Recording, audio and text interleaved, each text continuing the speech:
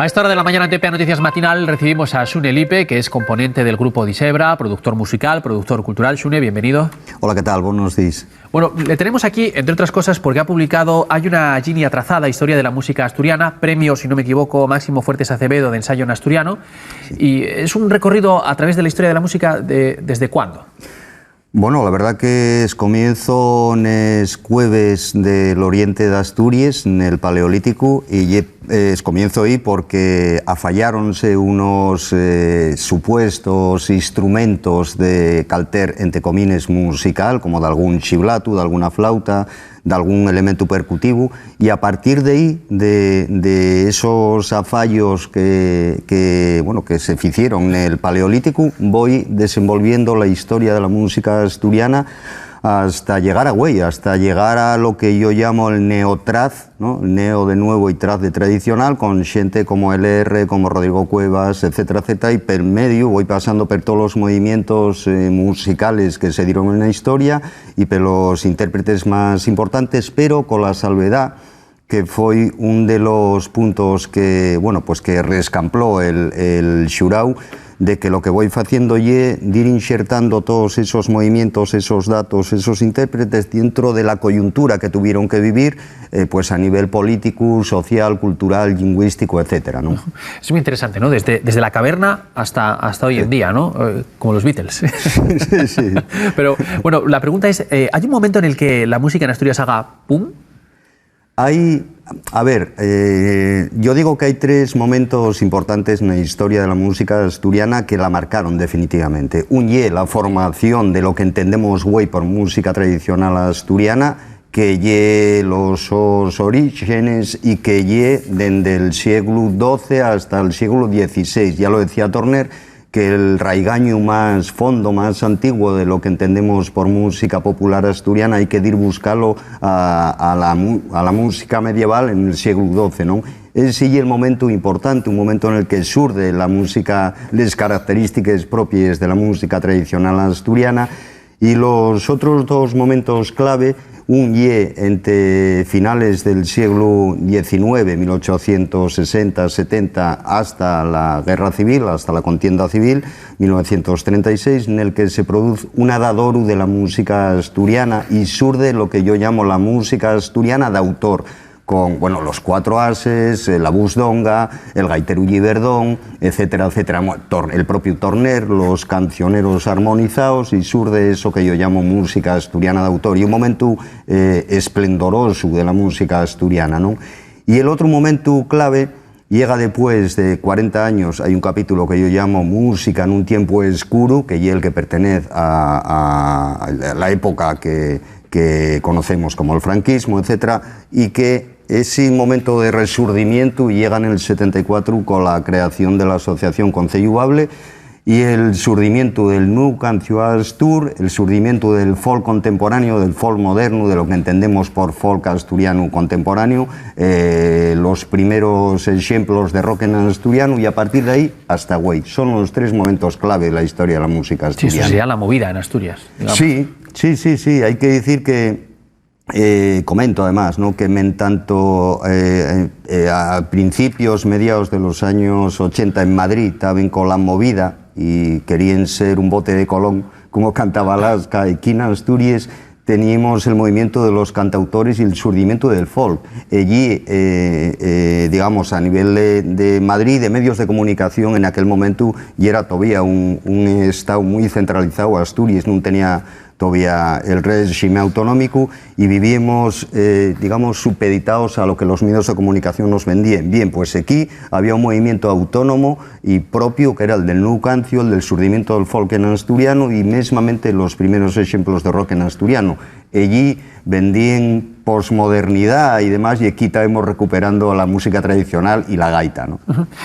Se me ocurre una pregunta. Habiendo hablado con otros músicos también en este TPA Noticias Matinal, nos destacan la importancia que tienen ahora de mayor formación. No sé si esto se percibe en una evolución, me refiero en las dos vertientes, ¿no?, tanto en la música tradicional como en la música más moderna. Sí, está clarísimo, está clarísimo. Y bueno, y yo soy un propio ejemplo de ello, digo yo y Disebra, vamos.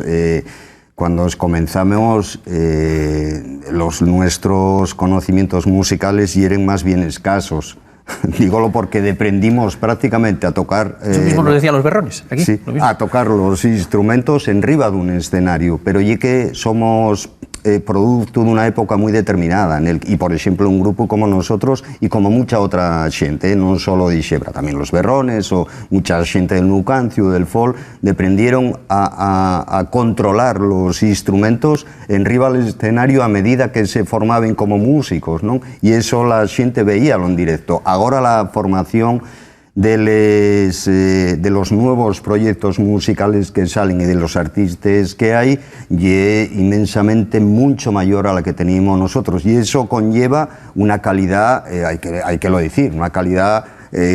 Yo ahora estoy recibiendo por el trabajo y tal maquetes o veo propuestas y tal que dices tú, parece mentira que sea la primer muestra del trabajo de un grupo novel joven de rapazos muy mozos, ¿no? Eso no pasaba en aquella época. Claro. Me imagino que la formación, que ahora es mayor, y las nuevas tecnologías también que permiten pues, grabar maquetas de calidad prácticamente en cualquier sitio, ¿no? Porque otro de los problemas puede ser los sitios para ensayar, para fomentar grupos. Yo no sé si son suficientes o no en Asturias. No, nunca es suficiente. Además, nunca es suficiente en un país como Asturias, que somos una comunidad humana territorialmente y poblacionalmente muy pequeña. Tenemos un territorio pequeño y somos 1 millón de habitantes escaso, pero la potencialidad que tenemos a nivel de creatividad musical es enorme. Somos una potencia a nivel musical dentro del Estado, ¿no?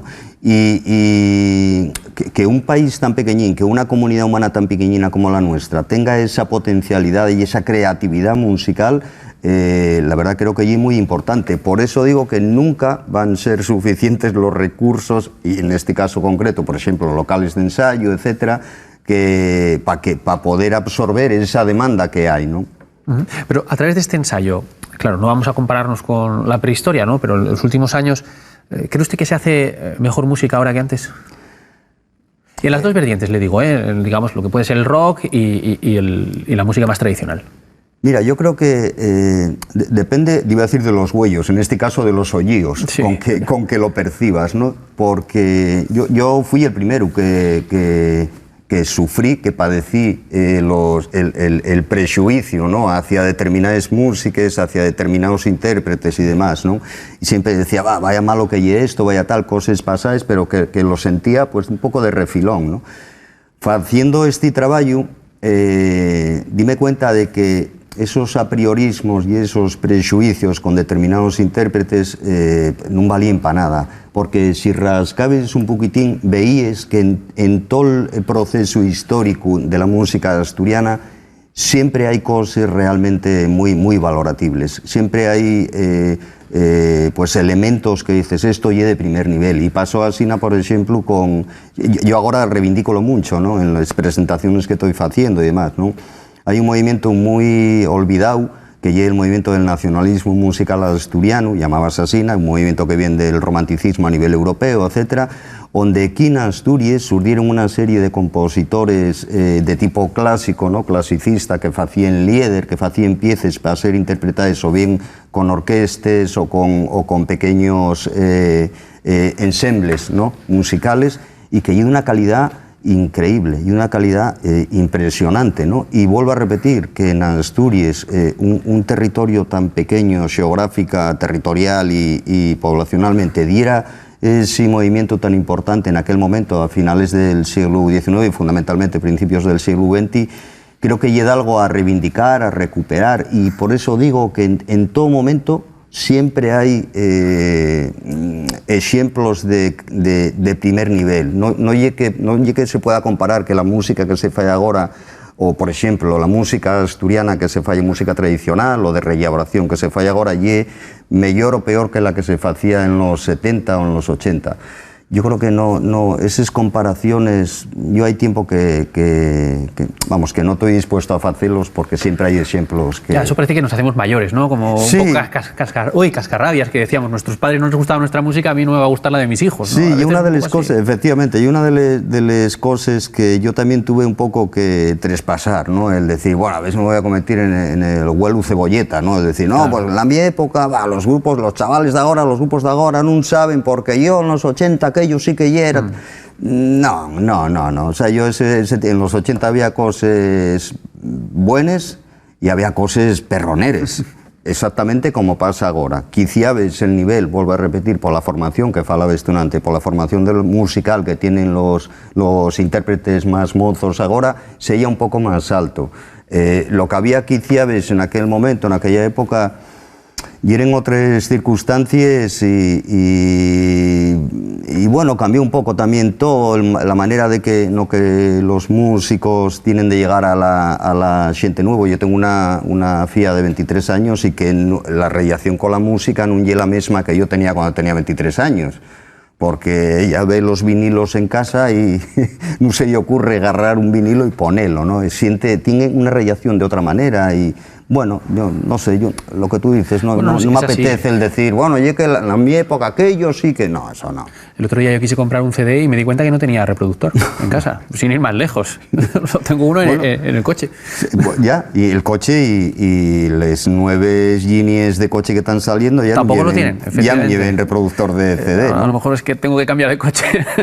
No lo sé si lo tendré muy viejo. ¿Dónde podemos encontrar este ensayo? Porque además, escuchándole se nota que le ha prestado a hacerlo. Sí, tuve 3 años. Mira, y era un trabajo, yo creo cuando me pregunten, bueno, ¿cuándo decidiste hacer esto? Creo que el momento definitivo en que decido poner per escrito los conocimientos, los datos que fui atropando a lo largo de toda mi trayectoria, ¿no? Yo llevo vinculado a la música asturiana desde muy rapaz, desde la adolescencia prácticamente, ¿no?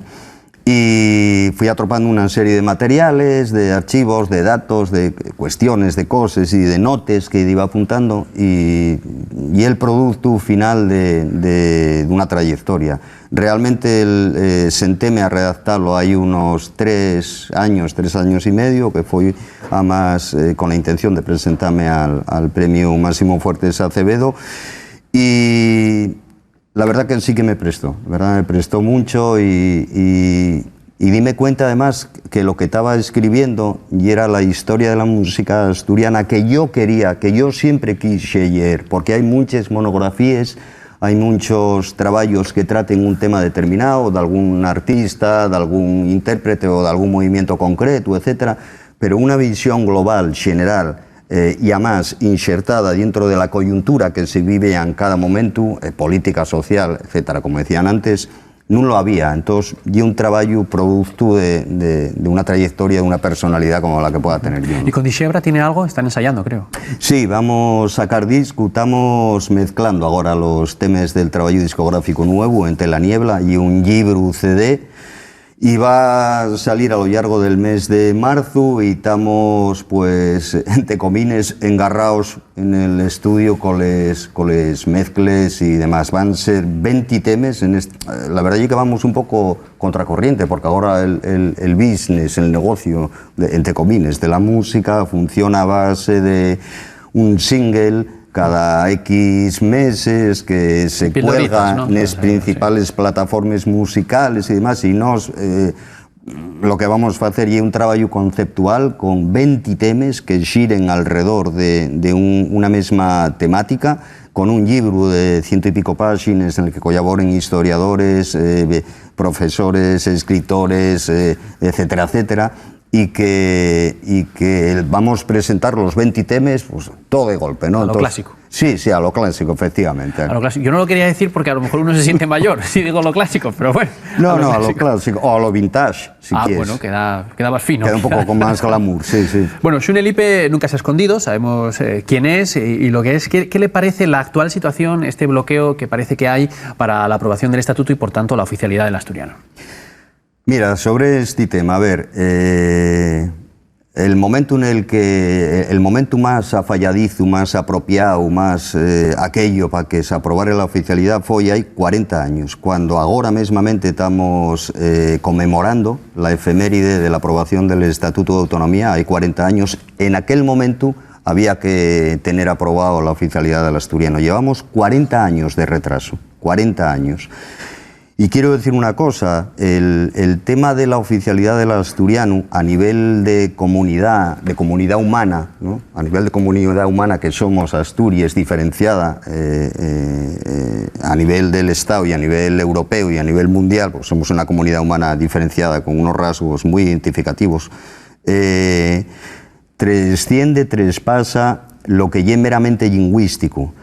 Porque si se aprueba la oficialidad del asturiano en esta reforma del Estatuto, quiere decir que Asturias ya es mayor de edad. Que Asturias, como comunidad humana, trascendemos a la categoría de mayoría de edad, que hay otras comunidades con lengua propia que algamaron hay 40, 45 años. Creo que trasciende ese proceso única y exclusivamente lingüístico, va mucho más allá, ¿no? Y que afecta o tendría que interferir non solo a la xente que falamos asturiano, sino a toda la comunidad asturiana, ¿no? Entendía de manera extensa, ¿no? Y el momento actual, yo creo que no se puede dejar pasar esta oportunidad histórica. Hay una coyuntura, tanto a nivel de Asturias como a nivel del Estado, porque no hay que olvidar que el Estatuto sal de Asturias, la propuesta de reforma del Estatuto sal de aquí, pero hay que aprobarse en las Cortes Generales. Hay una coyuntura política, social, que permite eso. Y quiero decir una cosa, cuando falen del consenso ahora, el consenso que nos marcamos, y que digo nos marcamos los asturianos, hay 40 años, y que para reformar ese estatuto y lograr la oficialidad había que tener 3/5. Ese y el consenso, una mayoría más que reforzada, mucho más que simple, mucho más que absoluta, una mayoría difícil de lograr, ese y el consenso. Ahora haylo. En las Cortes del Estado español también lo hay. Dejar pasar esta oportunidad histórica, creo que diría muy poco de los nuestros representantes políticos. Pero bueno, usted que ha estado en política, ¿cree que es posible todavía el acuerdo? Sí, yo creo que sí. Y estoy convencido de que el momento clave llegue a partir de ahora, hoy, mañana sábado y el domingo. Soy consciente y conocedor de que se están llevando adelante conversaciones que no están trascendiendo, pero que se están llevando adelante contactos, conversaciones, intercambio de impresiones, y que yo espero que la responsabilidad política llegue a buen puerto. Yo sé que vivimos o estamos en un momento crucial, que son estos 2-3 días, pero espero que se logre ese reconocimiento.